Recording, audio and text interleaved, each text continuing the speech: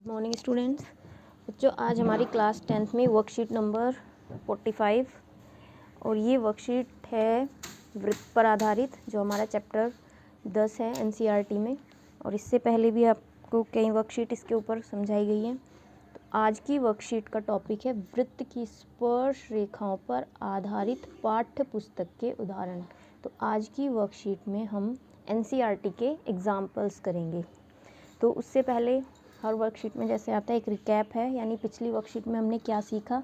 अगर आपने वर्कशीट ध्यान से की हैं तो आप इनके आंसर आराम से दे दोगे। तो पहला प्रश्न है, केंद्र O वाले वृत्त पर स्पर्श रेखा AB दर्शाइए जिसका स्पर्श बिंदु B है।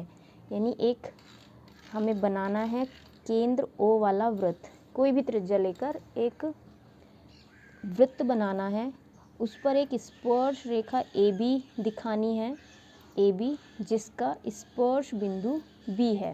और उस पर स्पर्श बिंदु क्या होगा, स्पर्श बिंदु B लेना है और फिर AB एक स्पर्श रेखा दिखानी है। तो किस तरह से हम दिखाएंगे, इस वृत्त पर मैंने आपको कई बार बताया है अनगिनत बिंदु स्थित हैं। तो कहीं पे भी आप कोई बिंदु B ले लीजिए, कहीं पे भी ले सकते हो जहाँ भी आपका मन कर रहा है।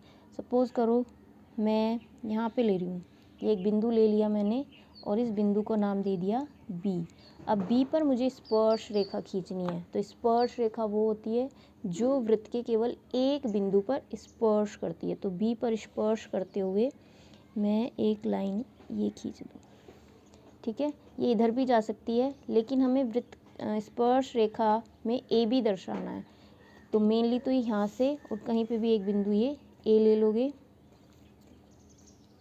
रेखा को हम इस इंडिकेशन से दिखाते हैं, ये बिंदु B है तो यहाँ पे एक बिंदु A ले लेंगे, ठीक है। ये इस दिशा में कहीं तक भी जाएगी। अब इसमें ये हमारी स्पर्श रेखा AB है। तो ये पहला प्रश्न था।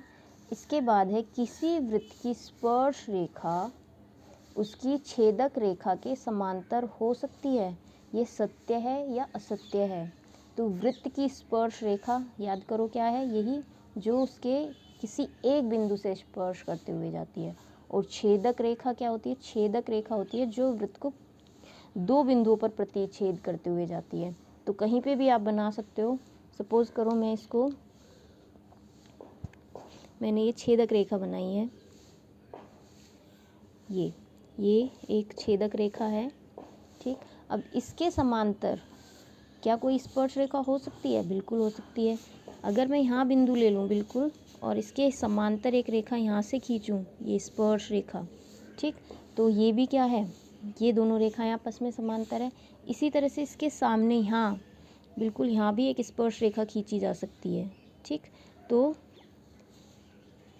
किसी वृत्त की स्पर्श रेखा उसकी छेदक रेखा के समांतर हो सकती है, बिल्कुल हो सकती है। तो यहाँ पे आ जाएगा ये बात सत्य है। तो यहाँ तक आपको क्लियर होगा। ये हमारी लास्ट वर्कशीट से आगे रिकैप है। फिर इसके बाद है प्रश्न 3। हमने उसमें पिछली वर्कशीट में अपनी 2 प्रमेय पढ़ी थी, उसी में से ये दोनों उनके स्टेटमेंट है। क्या करते हैं कि हमें फिलअप के तौर पे दे दिए हैं, हमें प्रमेय याद होना चाहिए। मैंने आपको लास्ट वर्कशीट में भी बताया था कि हमें प्रमेय का स्टेटमेंट अच्छे से याद होना चाहिए, क्योंकि हमें प्रमेय का यूज़ एज ए फॉर्मूला, जैसे हम फॉर्मूलाज को लर्न करते हैं ना, उनका यूज़ करते हैं, उसी तरह से हम प्रमेय का बहुत बार यूज़ करते हैं अपने क्वेश्चंस को सॉल्व करने में। तो हमें प्रमेय के जो स्टेटमेंट है वो पूरे लर्न होने चाहिए। वो हमें फिलअप में 1 नंबर में हमसे पूछ सकता है, कोई वर्ड गलत दे के ट्रू फॉल्स में पूछ सकता है। तो इस तरह से आपको जितने भी आपकी प्रमेय हैं उनको याद करना है अच्छे से समझ के।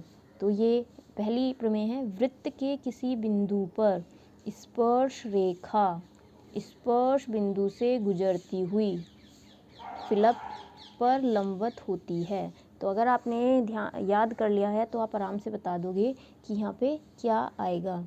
वृत्त के किसी बिंदु पर स्पर्श रेखा स्पर्श बिंदु से गुजरती हुई त्रिज्या, तो यहाँ वर्ड आएगा त्रिज्या पर लंबवत होती है, यानी त्रिज्या और स्पर्श रेखा के बीच में 90 अंश का कोण होता है। इसके बाद है, किसी वृत्त के बाह्य बिंदु से खींची गई स्पर्श रेखाओं की समान होती हैं। तो यहाँ पे फिलअप था वो मैंने भरा हुआ पहले से ही। तो स्पर्श रेखाओं की लंबाइयाँ समान होती है, ये मैंने लास्ट वर्कशीट में भी आपको बहुत अच्छे से एक्सप्लेन किया था। ये हमारी दूसरी प्रमेय थी, ठीक। अच्छा, इसके बाद हमारे पास ये था 4 प्रश्न रिकैप के तौर पे जो पिछली वर्कशीट से आगे के हैं। अब हम पढ़ते हैं अपना उदाहरण 1, जो आज का पहला उदाहरण है। सिद्ध कीजिए कि 2 सकेंद्रीय वृत्तों में बड़े वृत्त की जीवा जो छोटे वृत्त को स्पर्श करती है, स्पर्श बिंदु पर समद्विभाजित होती है। तो सबसे पहले तो इसके वर्ड्स पे ध्यान देना है, सबसे पहले क्वेश्चन को समझना है, सिद्ध करना है हमें इसमें कुछ। दो सकेंद्रीय वृत्त, सकेंद्रीय वृत्त मैंने आपको बताया था, ऐसे वृत्त जिनका केंद्र समान होता है और त्रिज्याएं अलग अलग होती हैं, उसको हम सकेंद्रीय वृत्त कहते हैं। तो कम त्रिज्या का वृत्त लोगे छोटा वृत्त बनेगा, ज़्यादा बड़ी त्रिज्या का वृत्त लोगे बड़ा वृत्त बनेगा। तो एक छोटा वृत्त है और एक बड़ा वृत्त है। तो जो बड़े वृत्त के लिए तो जीवा है, एक कोई रेखा है जो बड़े वृत्त की तो जीवा है। जीवा क्या होती है कि जो वृत्त के कोई भी 2 बिंदुओं को छूते हुए जाती है और छोटे वृत्त को स्पर्श करती है। बड़े वृत्त की तो जीवा है, लेकिन वो छोटे वृत्त के लिए किसका काम कर रही है? स्पर्श रेखा का काम कर रही है। कह रहा है स्पर्श बिंदु पर समद्विभाजित होती है। तो इस क्वेश्चन में जो हमने पढ़ा, पहले हम उसको ड्रॉ कर लेते हैं। हालांकि इसका हमें वर्कशीट में चित्र दिया हुआ है, लेकिन अगर ना भी दिया हो तो आप इसको ड्रॉ कर लोगे आराम से, अगर आपको क्वेश्चन समझ में आ रहा है। तो इसका फिगर देख लीजिए एक बार। पहले कह रहा है 2 सकेंद्रीय वृत्त। तो 2 सकेंद्रीय वृत्त, तो मैंने क्या किया, एक छोटी त्रिज्या से एक वृत्त, ये केंद्र है और ये छोटा वृत्त, और फिर इसकी त्रिज्या बढ़ा के एक बड़ा वृत्त, ये 2 वृत्त खींच लिए हैं। बड़े वृत्त का नाम मैंने C1 दिया है और छोटे वृत्त का C2, क्योंकि वृत्त को हम इंग्लिश में सर्कल बोलते हैं, तो उसका एक लेटर ले लिया C। तो बड़े वृत्त को नाम दे दिया C1 और छोटे वृत्त को नाम दे दिया C2। दोनों का केंद्र एक ही होगा O, तभी ये सकेंद्रीय वृत्त है। तो सकेंद्रीय वृत्त समझ में आ गया। अब जो छोटे वो कह रहा है कि बड़े वृत्त की एक जीवा, तो एक जीवा ये खींच ली मैंने AB। अभी छोटे वृत्त को ध्यान नहीं देना है, बड़े वृत्त की ये जीवा है। जीवा होती है वृत्त के कोई भी 2 बिंदु को स्पर्श करती हुई जो लाइन खींची जाती है, वो होती है वृत्त की जीवा। अब AB C1 के लिए तो जीवा है और C2 के लिए स्पर्श रेखा है, ठीक है। तो इसके बाहर बनेगी ये, तो बिंदु P पर ये इसको स्पर्श करते हुए जा रही है, तो AB C2 के लिए स्पर्श रेखा है, और जो O बिंदु है वो C1 और C2 दोनों का केंद्र है। तो ये चीज़ हमें इतनी पता है, तो इसको ऐसे जैसे हम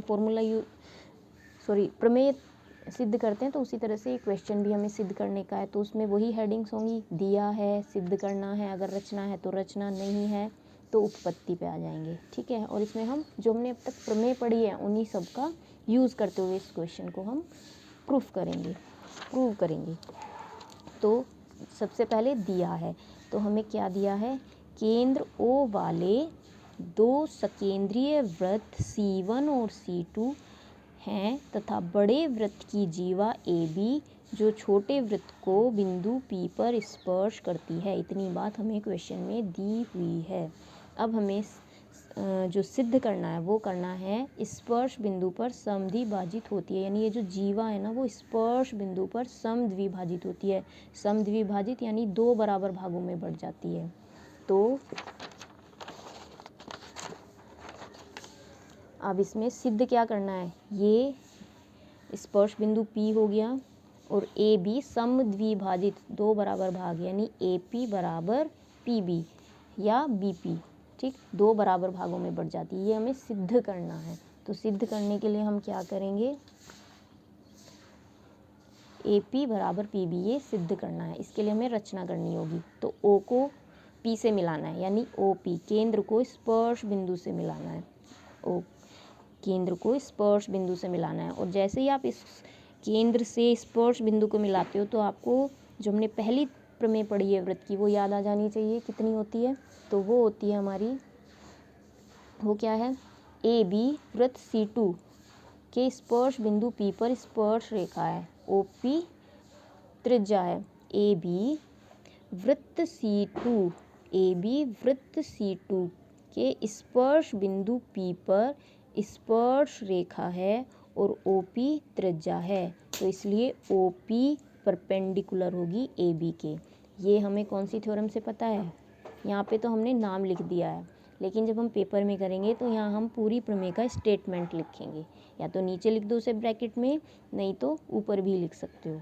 ठीक, चूँकि ये स्पर्श बिंदु से जाती हुई त्रिज्या है तो ये स्पर्श रेखा पर लंब होगी, ये स्टेटमेंट था। तो ये हम लिखेंगे और उसका रिजल्ट था कि OP परपेंडिकुलर होगी AB की। तो 10.1 पेपर में नहीं लिखना है आपको, अपनी कॉपी में नहीं लिखना है, सीधी प्रमेय लिखोगे। यहाँ प्रमेय 10.1 भी नहीं लिखनी, ये साइड में बता दी गई है कि ये यूज़ हुई है। वृत्त के किसी बिंदु पर स्पर्श रेखा स्पर्श बिंदु से जाने वाली त्रिज्या पर लंब होती है, तो ये चीज़ आपको लिखनी है जब यूज़ करोगे। अब AB वृत्त C1 की जीवा है और OP लंब है AB पर। AB वृत्त C1 की जीवा है और OP लंब है AB पर, जो हमने अभी सिद्ध किया उस चीज़ को लिखा हुआ है। तो OP जीवा AB को समद्विभाजित करती है, इसलिए OP, देखो ये हमने लास्ट वर्कशीट में एक क्वेश्चन था, केंद्र से जीवा पर खींचा गया लंब उसे समद्विभाजित करता है। केंद्र से जीवा पर खींचा गया लंब उसे समद्विभाजित करता है। केंद्र से जीवा पर खींचा गया लंब उसको समद्विभाजित करता है, ये हमने लास्ट वर्कशीट से लिया है। तो ये जो लंब है जीवा को, लंब केंद्र से जो लंब जीवा पर डाला जाता है वो उसको 2 बराबर भागों में बांटता है। तो पहले हमने सिद्ध किया कि ये लाइन इस पे लंब है, उसमें हमने पहली प्रमेय का यूज़ किया, फिर हमने दूसरी क्वेश्चन का यूज़ किया कि केंद्र से खींचा गया लंब, जीवा पर जो लंब खींचा जाता है वो उसको 2 बराबर भागों में बांट देता है। तो इनका दोनों का यूज़ करते हुए हमने लिख दिया कि AP बराबर है BP। तो ये था हमारा पहला एग्जाम्पल। Okay students.